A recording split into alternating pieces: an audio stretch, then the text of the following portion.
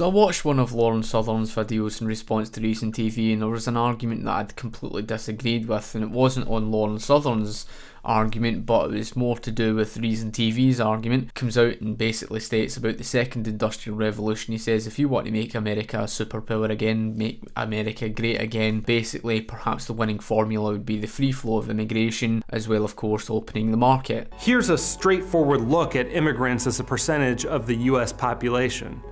Sure, there's an upswing since around the end of the Vietnam War, but really it's a return to the historical average. And what was going on here in the late 19th and early 20th centuries as immigrants flooded in? The second industrial revolution. Cars, steel, electricity, telecommunication, and America's rise as a global economic superpower.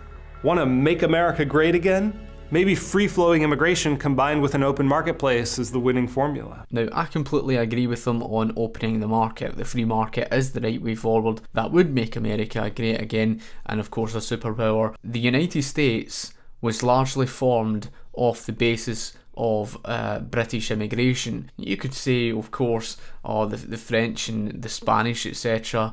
Had played their part. Truthfully, when it came to forming the United States, it was actually the British people who were largely behind the foundations of what America would become. In fact, I would go as far as to argue there's no country than Scotland that had a greater impact on the United States of America than Scotland had. Not even England, and that really is saying something. But in order to understand why that is, you would need to understand the history of Scotland and of course the Scottish Enlightenment. Scotland, and of course the British people in general, had a very large influence on what would become the United States of America. And that's not to say that other countries didn't play their part in helping building the country. You would say that what laid the foundations from the likes of John Muir, John Paul Jones and etc. was pretty much from not just the Scots but the British in general. The immigration from that was very individualistic. In fact, you'd probably have heard of the Presbyterian Reformation, again the influence from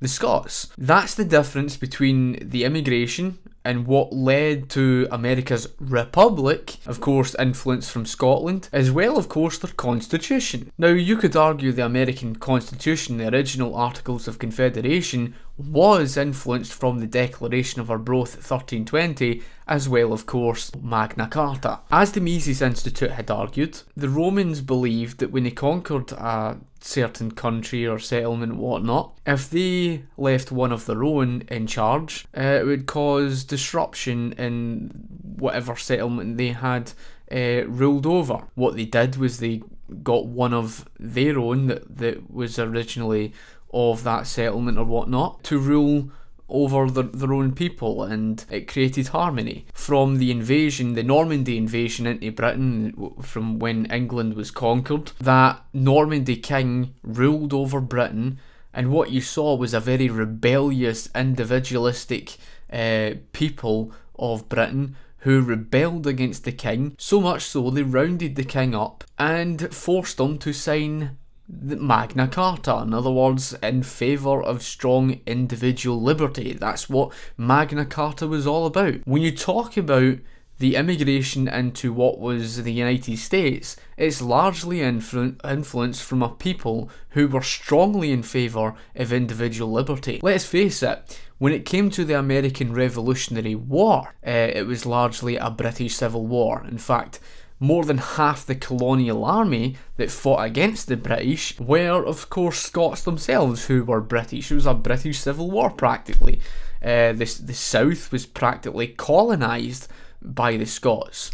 That's another issue. Again, this is something you could look into. Documentaries by James Webb on Born Fighting. Fantastic documentary. There's an interesting book on the Scottish Enlightenment that covers this by Arthur Herman. The American Revolutionary War, which was sparked off by the protectionist tariffs. In other words, you had the Sugar Act, which was a tariff laid in 1764 that they rebelled against. It was actually a capitalist merchant class that led the charge to end that. And then a year later, I'm pretty sure it was the Stamp Act in 1765, which again the capitalist class led the charge to end that. And then a year later, they tried something very identical which was known as the Townshend Act. I think that was in 1766. And later, the famous one, known as the Tea Tariff in 1773, which of course, again, the capitalist merchant class rebelled against it. They formed what was known as the Boston Tea Party, and there you have it, history with which sparked the American Revolutionary War, which you could largely call a capitalist revolution. It was a revolution strongly in favour of individualism. It wasn't this type of free flow of immigration where you see people who are strongly in favour of socialism flooding into a country that's largely conservative minded. One of the Labour Party MPs conceded to the fact by stating that the reason why they supported the mass foreign immigration into London was to garner support for the Labour Party against conservatism. Well, that's exactly what they did. And surprise, surprise, London today is very much dominated by leftists, by people who strongly oppose conservatism. After the free flow of immigration into countries like France, Germany, from the European Union, from third world countries, from the African continent, what did we see? We seen all the sexual assaults, etc. That's not to say there aren't good people from that continent, and it's not to say that all Muslims are bad people. When you come from such rife poverty where crime is rife, then of course you're going to have a very high percentage of letting in the type of people who are a threat to normal civilized society. All the war intervention didn't exactly help any matters. I do completely agree with what someone else had stated. Rolling back the welfare state would disincentivize people from coming to this country and of course taking advantage of the system. The second reason is going against individual private property rights. In other words, you can't just walk onto anybody's private property and say or do whatever the hell you like. So how the hell can you have a land filled with private property and then have people flood in freely all over their land? And that's basically the state abusing the private property owners' land, so to speak, or property, shall I say, and therefore you're abusing their individual rights. My main point is the fact that from the Industrial Revolution, from why America was so successful, in fact, America became the world's superpower by the mid-18th century, never let alone the Second Industrial Revolution, and it done so because of private property rights. The third and last reason, and this was in relation to the city of Hong Kong. Now, Hong Kong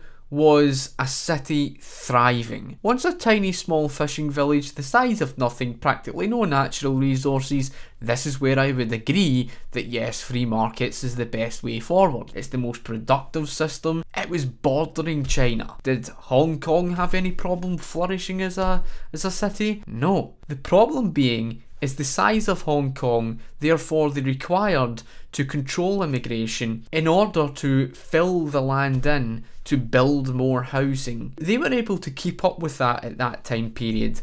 It wasn't until the lease came to an end that when you saw basically Hong Kong move into the hands of China, that you began to see a large influx of immigration, and because they couldn't keep up with the building of housing, the very issue with that was the problem with the lack of supply of housing but a larger demand from the population, and that housing problem just so happened to stem directly as a result of people who wanted to escape China because of the oppression, and they ended up living in housing that was in cages. In other words, they could not afford to buy property to live in normal housing in Hong Kong simply because the housing prices soared through the roof. Anyway folks, thank you for watching my video. I would like to hear your own personal opinions, to see your own personal opinions, etc. on that entire issue. I know that some may agree or disagree, that's fair enough. So thank you for watching, If you like the video, give the video a thumbs up. Of course, share the video, favourite the video, etc. as it helps grow, expand the views, etc. And of course, I shall talk to you later.